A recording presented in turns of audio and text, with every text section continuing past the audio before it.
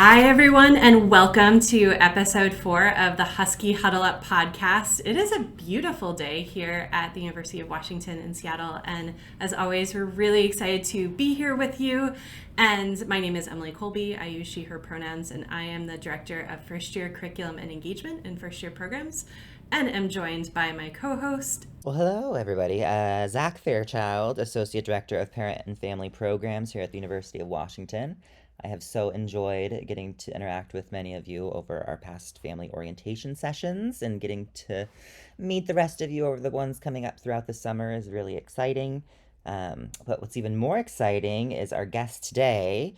We have Bree Callahan, our ADA coordinator for the University of Washington. And Bree, I've always, I think I know the answer, but I'm not quite sure. What does ADA actually mean? Great question, Zach. So the acronym is short for Americans with Disabilities Act, which was passed in 1990 here in the U.S. So it's been around for 33 years. So as the ADA coordinator, I get to have this title and work on accessibility across the institution, which is pretty awesome. I think we're definitely lucky to have you here. Sorry, Emily, I totally just cut you off. Nope, ditto, all the things. I think just the collective excitement that you're here today, and I think as in all of our episodes, we always talk about, our pre-conversations with guests, and the same thing here. I know we've already talked a little bit about what brought you here and what you get to do, but for our listeners, if you could share a little bit about your journey to the University of Washington, where you're from originally, what brought you here, what you enjoy about the University of Washington. That's like 12 questions in one, but wherever you would like to start. Sure. So as Zach mentioned, my name is Bree Callahan. My pronouns are she, her.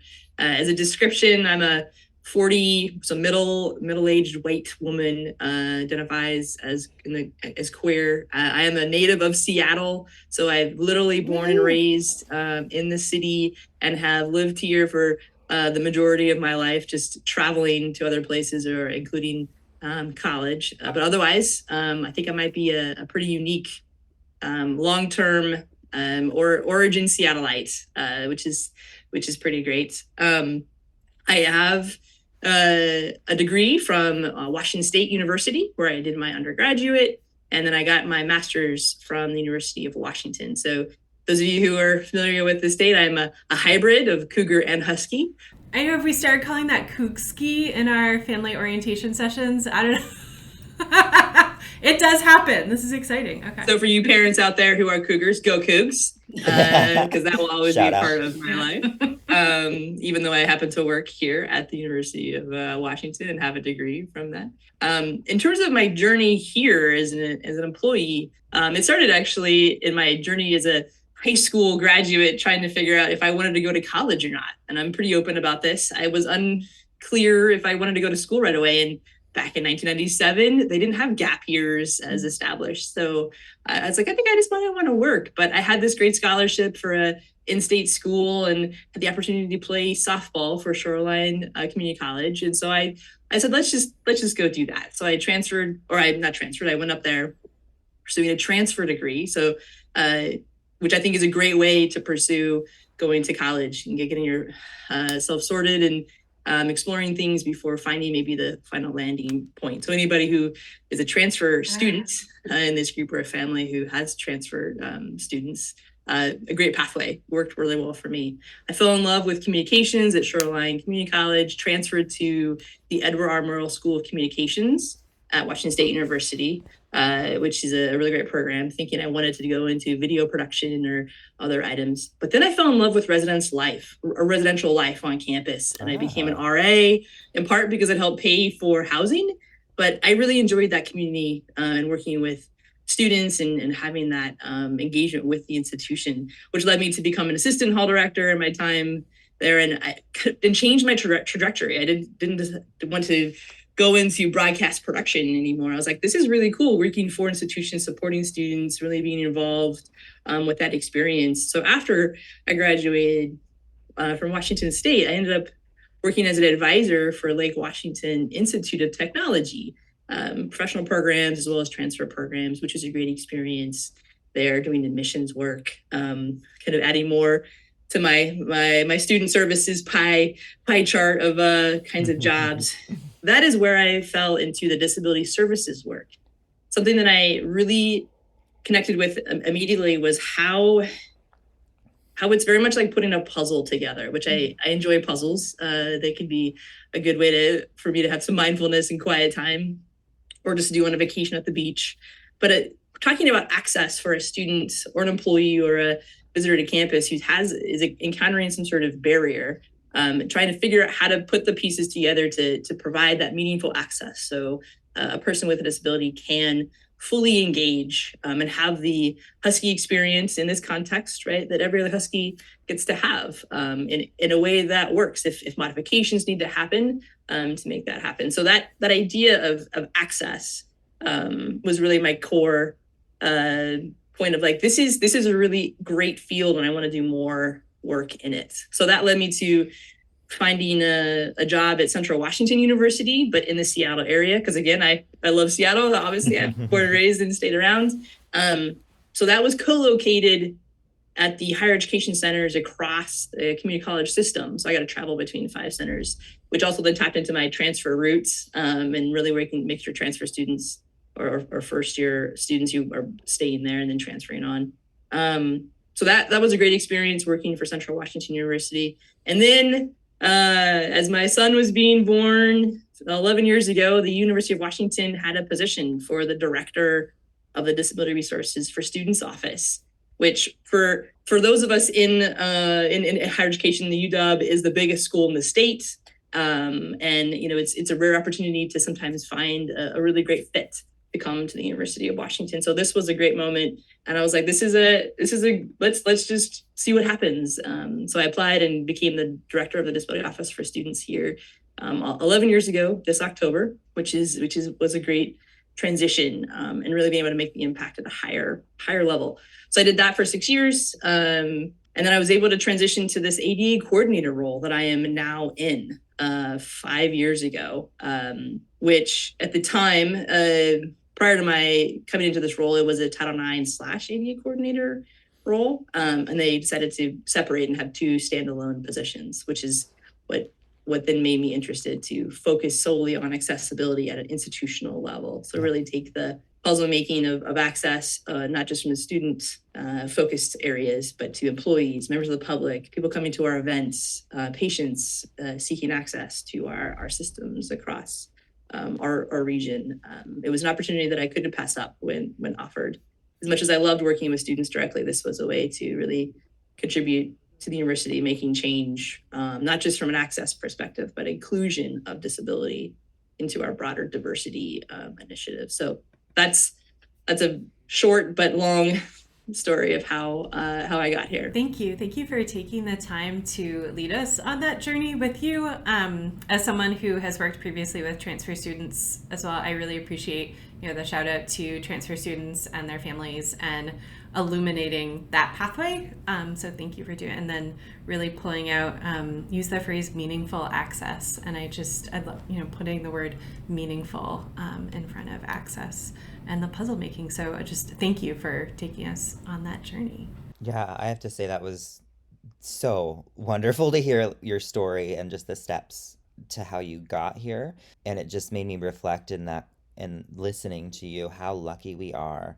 We have so many wonderful colleagues all across campus, but especially folks like you who really, you can tell when you're speaking about this, you have meaning in the work that you're doing. It drives you. And I hope our families and parents out there are feeling that from this conversation, and I'm sure you will more as we chat more today. But I do want to just reiterate how lucky I feel to work in a space like this. And we were talking beforehand, and Bree mentioned it's like 1 in 4 people have something, and you never know what's going on with anyone at any given time. And so being able to have a place you can go to put your puzzle together for just being able to do the things you need to do is really fabulous. So I just want to say that I am so glad you're here, and thank you for sharing your story with us. And I know you shared a little bit about how you've transitioned in your role, but how has accessibility maybe transitioned at the University of Washington and your office? Yeah, a great question. So, given my time at the UW, I got to view this role previously when I was in the directorship of the Disability Resource for Student Office within Student Life. And the role was different 10 years ago, and even different from when it was created out of the 1990 passing of the ADA, which, just from a little bit of a history perspective, was actually alive and farther back. So in 1973, as a part of the Rehabilitation Act, Section 504 was created, which was the first foundational civil rights legislation for people with disabilities in this country. A really great moment, and we've had a lot of work to do since that, even though we've put a law into place. But that's when education was put on a notice to have programs that students can have access to, as well as hospitals and other public entities. So fast forward, that turns 50 this September. So we've institutionally, we've had a lot of work, done a lot of work in 50 years. Our disability office, Disability Resource for Students office, will turn 45 this October. So that focus has been there the whole time. In 1990, what happened was the ADA passing broadened access to employment in a more clear way in terms of standards of how we accommodate our employees. It also broadened public access standards. So what was great about that is students and employees, members of the public all together, patients in healthcare settings, we're all getting to that meaningful access idea, right? We have to get people into buildings, right? This was 1990 at the time. So our primary, like, how do we get them into physical buildings? How do we get them access to all programs, services, and activities? And you can just imagine, if you think back to 1990, for those of you who have memories of that era, that's different. But now we're dealing with digital environments. I mean, once the internet became more prominent, around 2000 and after, our programs and service and activities we deliver are done in many different ways now. It's not just getting into the physical building; it's getting onto a website. It's trying to find access to a course in a Canvas setting, or for families and parents trying to find information on websites, right? Or to attend a virtual orientation session about. So this work has evolved over time, and is why I say that accessibility is a journey and not a destination. There will not be a final destination here. It's going to constantly evolve. We're going to have to constantly be thinking about access and inclusion for all of our programs and services, which is great. I mean, it's the fact that it's designed to conceptually keep evolving, so we have access for everybody. So in addition to it being a journey, not a destination, accessibility is for all. So as Zaki mentioned, right, the Center for Disease Control, the CDC, has 1 in 4 adults has a disability here in this country. So if our students are 18 over plus, right, and all our visitors to come to campus, that's a large portion of individuals. Not that not everybody is comfortable coming out as a person with disability. There's lots of vulnerability in that, but what we can do as an institution in our systems and services to make things as inclusive as possible helps create that bridge, right? So folks don't have to ask for something in addition. They could just show up to class. They could just show up to a volleyball game or a football game, right? Or just attend a lecture series and not have to ask for something in addition related to access. That's the goal that we're getting to with the 1 in 4. Those barriers, eliminating those barriers, right? Like, we have folks who, maybe have religious beliefs, or there's different cultural backgrounds or things that present when they think about trying to ask for access, or even admitting they need assistance with access, or something like that. What would you encourage our parents and families to think about or to talk about with their husky if they're feeling a little timid on reaching out? And like you said, I think it's and I'll just out myself in this podcast. I am the 1 in 4 adults, and physically looking at me, you may not be able to tell, but there's certainly things going on. And so we may not be able to see what's happening, but if that student or that visitor to campus needs that kind of support and they're feeling just a little bit hesitant, what can folks around them do, in your opinion, to support them to reach out and feel okay about reaching out? No, it's such an important question. Thank you, Zach. Bree was not given that question beforehand, so give Bree just a moment to answer if it takes a second. No, Zach, I appreciate that, because you're hitting on something really critical in this, where 90% of disabilities are not visible. It's actually a very small percentage overall that are actually noticeable with eyes that are actually functioning, right? And working fully in terms of their able-bodiedness. So mental health and chronic health categories, neurological or neurodiversity, all these things fall into that 90% where they are invisible. That could be something as simple, not simple, but diabetes, having diabetes, and you have to check check things out throughout the day, or monitor intake of food or other things, or somebody who has having a cancer journey and is going to treatment but perhaps isn't losing their hair. Or other things that are might be a visual cue, or things as severe allergies, right? We have students who come to campus who may have certain ways that they've managed, a peanut or another kind of allergy, but now they're going to be on campus around lots of other individuals. How's that going to work? If it's something where an EpiPen or a quick call has to be made to go to the hospital, right? There's a whole range of things that fall into this category of disability. And I will also say COVID, I think, has shed a light on a lot of mental health. It was already present. It was definitely there, but it's been a way to spotlight that, of how we can create access for individuals who both employment as well as student access to classes, when there is more mental health awareness, there's more mental health diagnoses, which could be, a PTSD or an anxiety, or a social phobia, or a depression. I mean, there's so many things in this broad category of mental health. And we have to evolve and really think about access to our program. So to your question around families who have a student, a future Husky, who might be in this category, my advice is to meet with the Disability Services Office. You don't have to commit.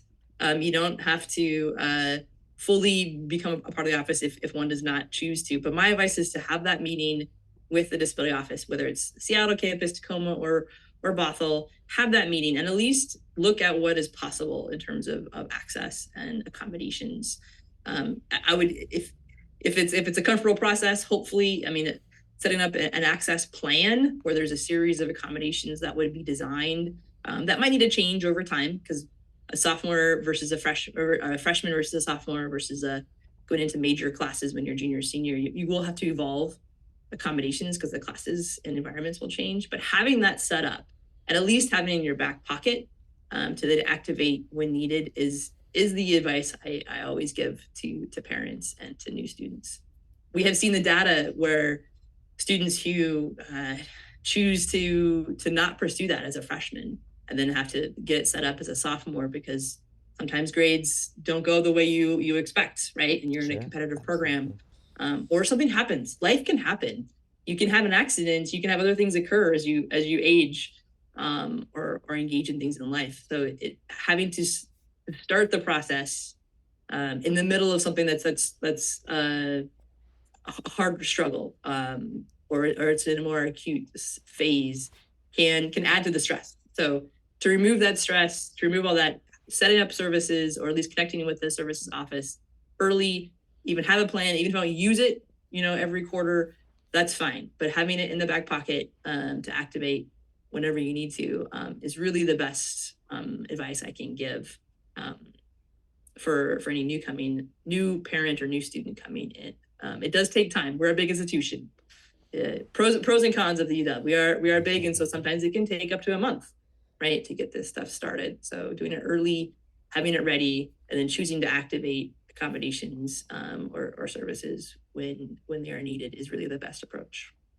Thank you for providing the really specific referral. And I think as you're mentioning, the bigness of the University of Washington, and as you were describing your role and employees and students and public, a couple of questions came to my mind. Just the logistics of your role. So who are some of these partners who you work with? And then I know in any position there's really no typical day, but what does a typical day kind of look like in your role? So campus partners, as I refer to them, or institutional partners, because as you may be getting, the role is kind of big and broad, as institutional support kind of role. I get to work with leaders, so vice presidents or chancellors of Bethel Tacoma, or directors of units across the institution, based off either a program review about accessibility because they want to make some changes in their operations and need some consultation, or it could be a new program that's developing and wanting to get some input. It could be working with something very specific in terms of a population, so first year programs, right, and how within the orientation process, right, can we really not just do access but really talk about inclusion, right, in the broader diversity concept. It's one thing to do basic access. It's another thing to really make a student with disability feel like they belong. That gets to the inclusion component. So within the student areas, those could be belonging because they have access to other community connections. That could be the student government. That could be going to career services. That could be going to the IMA, which is the intramural activity center for the pool, for other things for recreation. Or it could be something in their major of choice. Let's say they're a business student and they want to have access to things in there. There's such study abroad programs. So thinking about access broadly, but also moving that ball towards inclusion, because a student will not just experience a classroom, they're going to experience lots of other things across campus. So accessibility truly covers all those types of spaces. It's one thing for a student to get accessibility accommodations for their academic coursework, but it's also how can we ensure we're including access in how we build out our programs, so the students can really feel that they are having that great Husky experience that we want all students to have. They feel like they are part of the pack. They have that sense of belonging. Emily, I think I might have lost track of your second question there. Oh, no worries. No, and I feel like I'm smiling and nodding along because, when you talk about sense of belonging and all aspects of that and in first year program, something that we're really excited about. Second question, typical day. What does that look like for you?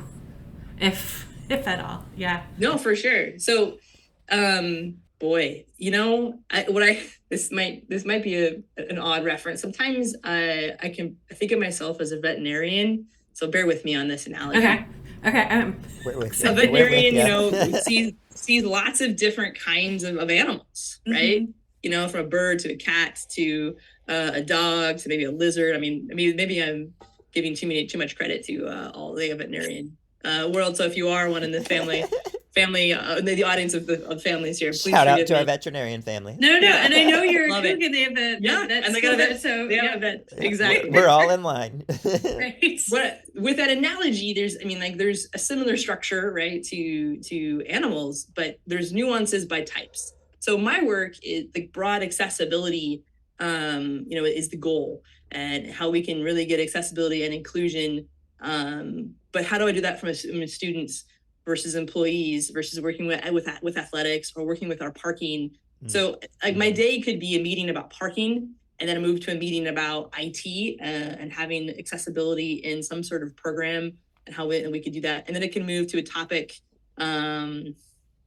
about something very specific, like a volleyball game, and getting one particular person access in a very unique way.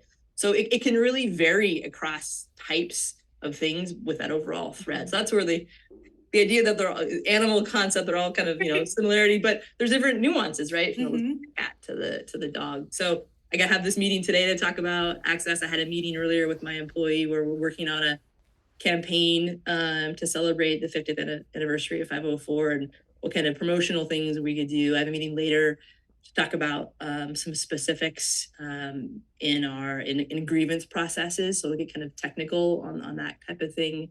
And I have a meeting tomorrow about parking. I'm gonna go look at a parking lot. So it's a really varied kind of work with that overall theme of accessibility. Thank you. Thanks for going into that. And I love that metaphor, not just because I like animals, but I think, that works well. I think it worked really well, actually. I was like, oh, I'm loving this thread here right now. So, Brie, I'm a little curious because I can and can't imagine all the different things and different collaborative efforts that you're constantly working on. And you mentioned an employee. What does your team? How's your team made up? How many folks are in your office? Great question. So at present, I have a temp hourly employee, and I will have a student intern for the fall. I don't have any professional staff that I currently supervise. That is likely going to change, though, as the office has grown in the 5 years, and we're going to need more regular staff. But my broader team is within compliance services, which is a unit that reports up to the executive office, the president's office. So I am separate than my colleagues here on the podcast who report up to the student life division part of the university. But within my broader team, I partner with the Title IX coordinator and the youth programs coordinator. Really, we're focused on things across all of our campuses in that institutional role. So my employees are really helping, program elements happen. And these ones are going to be very specific. I got money to help support this particular campaign, this educational awareness campaign in the 50th anniversary of 504 this coming year. But down the road, hopefully I have other kinds of support to really broaden the office. As you can imagine, after 5 years, we're realizing, there's more we can do.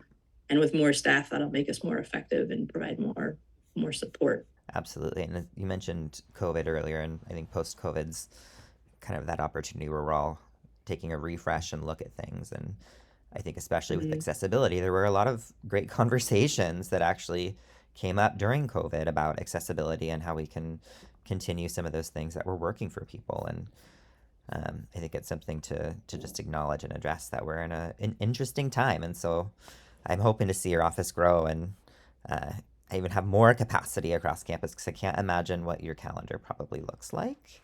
And so we really thank you for taking the time to be our guest today. This is, as I shared off the podcast earlier, for the families who are listening, I love my roots of student services and student life entities. Like it's like the heart of institution, right? How we can support our students and the families that are connected to our students, right? So I would always give time to this topic because it's an important piece, at least in my work, right? It's definitely students and access, but all of the people who come to campus, right, are part of my focus. So, when people have to come and park or find transportation around campus, right? Those are critical things. Or doing a tour on campus as well. So I feel like my work covers all of that. So happy to give the time for that so families feel that they have more information or at least know where to go in our large institution. I know you touched on this earlier, and I feel like with every podcast guest, I always end up asking like a COVID related question, but in terms of the higher education landscape and how things have shifted, this is a very broad question, but thinking about modality and, a question for, offices like first year programs or faculty, or are there things that, recommendations that you have been making over and over again now, since we were in COVID and now as we're shifting out, kind of how has that changed? And that was, again, kind of a messy question, but I think I am, in things that we have learned about instructional delivery, but also support services too. So what are the top things that you've been recommending and really helping to educate folks on? So this is an ongoing topic as we kind of rethink future of either teaching or future of learning or even future of service delivery, because we now all have an collective experience right, about this barrier or how to think about access in that. I mean, that's a broader use of access barrier versus my usually specific one of people with disabilities. But my advice, sometimes it can get really technical if it's a really technical question, but my broad advice and discussions with either academic faculty leadership or directors who are thinking about operations is to really think about what is critical to do in person versus ways to do something equally effective in a virtual space or a hybrid space. So it's really getting that think time to really ponder what is a critical in-person element. And there are times where there is something critical, whether it's group work that needs to happen in person, maybe specifically in a lab, or just that team connection that needs to happen. But there's also ways to do elements of team building virtually or in a hybrid space. Hybrid might be the best future solution for that. So really getting either faculty or academic leaders to really think about their curriculum and what part is critical and essential to be in person versus ways to have more flexibility, and not necessarily as an accommodation, but flexibility for a whole bunch of students. I mean, you could use the example of curb ramps just here for a moment, right? Everybody uses curb ramps now, but they were created for people in wheelchairs or walking crutches or who can't lift up, their feet up over a curb. But now curb ramps are used by everybody, including the UPS or FedEx delivery person or moms in strollers or parents in strollers, right? So there's the idea of this universal design, but that starts with really thinking about the function of the class or the service and what is critical for a person pieces. And then I can shift to like the belonging piece of the more ways we can create opportunities to engage in different modalities, then we're going to have our students and our visitors or our employees be able to feel like they are a part of this community. They're not going to be restricted to only having one way to participate. So they're ideally the whole person can really show up and thrive because there are different ways to engage. So it's that critical thinking of let's just step back and what is essential to be in person. That's usually my starting point if I'm having the broad conversation. Yeah, thank you. I appreciate that. And I like that mindset of, really getting your Huskies to think about not what I can't do, but how can I do that, and reaching out and getting support to do that. I don't know if that made sense. In my head it did. I apologize if it came out backwards, but I think you're right. Okay, Yeah. okay. I'm glad that came out the right way. Because there's always more than one way, right? To remove something or to engage in something. I mean, there might be a small percentage where there is only one way. Like there's whatever reasons for that, Sure, but there's usually more than one way to solve a puzzle or more than one way to have alternative options, right, for participation. Right. And what would you say to our incoming parent and families who have those Huskies again, who are going to reach out? So we're kind of beyond the conversation of getting them to reach out. They're now at the point where they're going to reach out. They have some things that they want to ask or get in line for the upcoming academic year. When would be the best time to reach out? Should they start reaching out to you all now? Yes. Okay. So that's my short answer. But good. That's very good. we are recording this in August and hope and probably get sometime in August. But yes, my advice is I know you're enjoying your last bit of summer before you come to college, but making those connections now, because this is going to be a very busy time as everybody is starting. And there's a lot of new students who are starting, as well as our returning students who may have new things or things that have come up since they last were here in spring. So reaching out to the disability office to start that conversation, even separate of academics, like start to look at groups that you might want to be a part of, because it's not just your academic access, but having the community around you to support you in the holistic part of you that is a student in your experience. So finding either if it's a disability-centric community or adjacent to that, finding those community things that you want to have as a supportive system. That could be access to the counseling center or other things in our health services spaces, or just those sense of community with the other student connections. But early is best for access discussion. So we can give you information, you can make independent plans, and you can choose what to do with the information that we create or share with you. That's perfect. And I know you may have touched on this a little earlier, but I know this is also a little specific, but it's come up a few times. Would a student moving into the residence halls who may need some assistance or accessibility, would they work through housing, or would they include you in that conversation? Should they reach out to you first or housing first? What would you recommend for students moving into the residence halls this coming fall? So the housing application that one would have already completed at this point believe had a question about, do you need information regarding housing accommodations for a disability or something else? So I hope folks will have checked that box already, because assignments have already occurred, meaning Yes. the housing process has already been completed and rooms have been assigned. So any individual at this point who has not stated an access need, there will likely be a wait list to move them into a room that is more appropriate for an access need. So I hate to be a kind of a bearer of maybe not so good news in that capacity, but there will certainly be room changes, so there's a chance, but it's that process concluded in June, because we have to get rooms assigned across our spaces. But the wait list could certainly produce something over the course of full quarter. But it is a disability office partnership with housing that happens. So a student would start with the Disability Resource for Students office. I don't supervise that office directly. I just support the broad processes, but they would go to the website. I believe it's disability.uw.edu, takes you to the DRS offices, and you can click on links to get that started. If they've already set up academic accommodations, they can add housing accommodations in that capacity. Perfect. For move-in, if you already have things set up, hopefully they've also worked out anything for move-in here next month. Is there any specific needs for family members who might be supporting? So that would be maybe a question to talk to housing move-in staff about as those emails start to come out. If family members have some access needs to support a student moving in.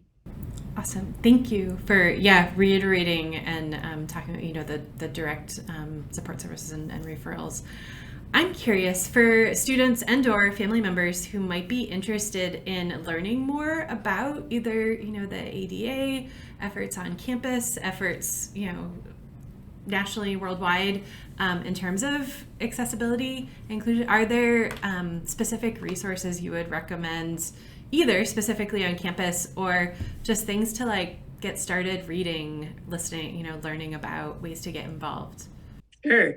One great new thing that we have at the university was launched last May. So now we have a central website on accessibility for the institution that we'll continue to add items to. You can find that two-way, or probably multiple ways. You could Google search accessibility UW. You also can go to the university's homepage, washington.edu, and do / accessibility, and it'll pop up for you. Or on the homepage itself, on the very bottom, and the blue bottom bar, or not blue, I'm sorry, purple, on the purple bar on the bottom, there is also accessibility takes you there. So this new central page is designed to provide a portal or perhaps a front porch to another analogy here.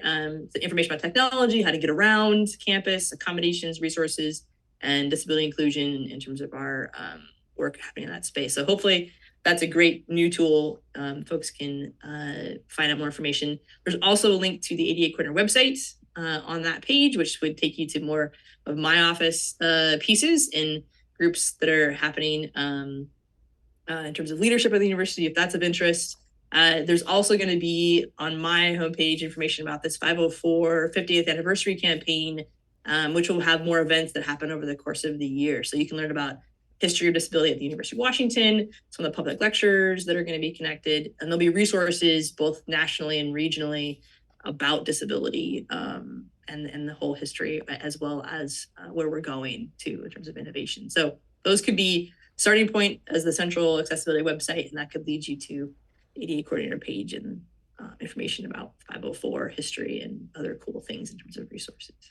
That's awesome. Thank you so much for sharing and giving that direct link too. And then you mentioned innovation and where we're going, and I recognize that this question is not on our list, but are there things that you are excited about or looking into the future? Is there a preview of things to come?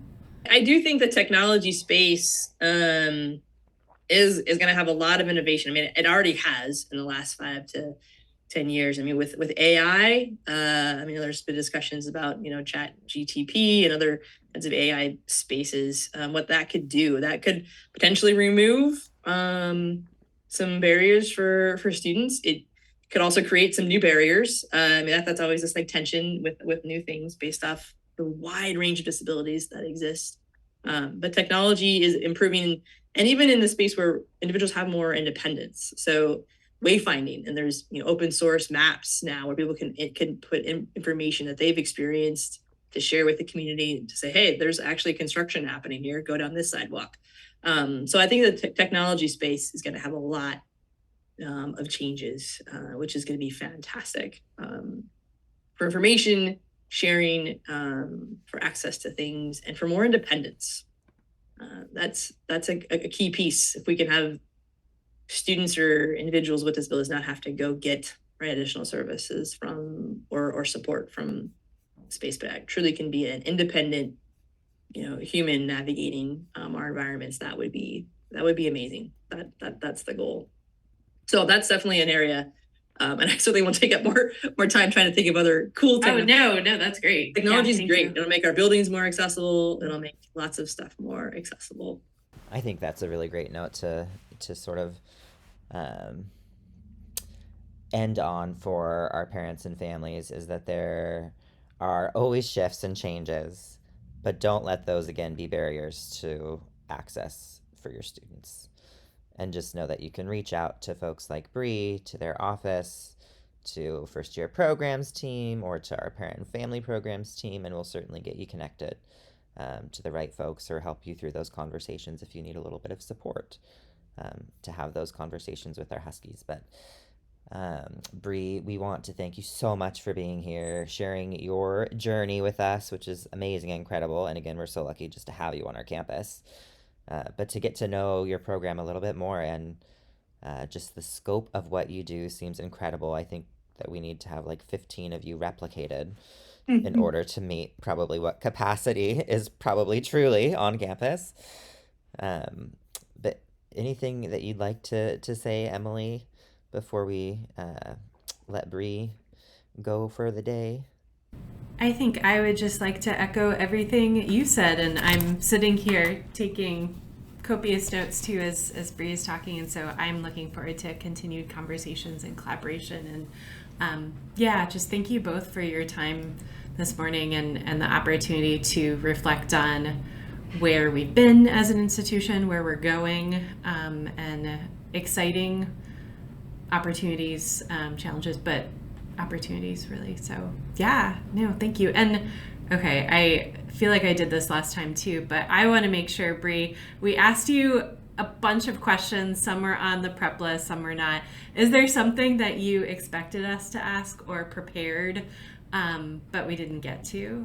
No, you certainly covered it. Okay. And all the things. I guess I just want to close and just welcome the new families and the new Huskies to campus. And I know it can be an exciting, but also somewhat scary sometimes transition. So know that there are individuals and units here who want to support. And anytime you want to reach out or have a question or find a resource, like, know that that's here. So please do that. I know it can be vulnerable to do that, but we are here to support. And the goal, right, is inclusion and belonging. So what can we do to make the Husky experience meaningful and have access? Well, I certainly was not planning on outing myself as the 1 in 4. So folks, Bree Callahan, ADA coordinator for the University of Washington, super easy to talk to. Yes. I overshared today because I was so comfortable. Thank you so much, Bree. It was amazing. And I really hope you join us next time for, I think it's going to be episode 5, and we will have, we will have U District with us. So all those questions about where is U District? What is it? Are there discounts, deals? When's the best time to go? What are the best restaurants? Where can I get my haircut? Those are all my questions right there, in that order, right? We're going to chat about next episode. So again, thank you, Emily. Thank you, Bree, for your time today.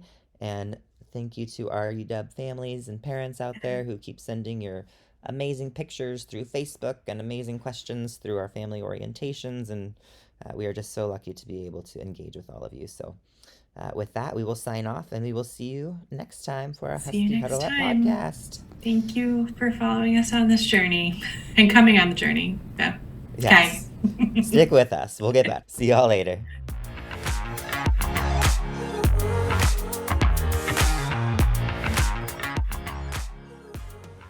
The Husky Huddle Up podcast series is a collaboration between the University of Washington's first year programs and parent and family programs to provide parents and families equitable access to information in support of the Husky success. The Husky Huddle Up podcast is produced by me, Chloe Giselle, a recent graduate from the UW who received a Bachelor's of Arts through the Cinema and Media Studies program.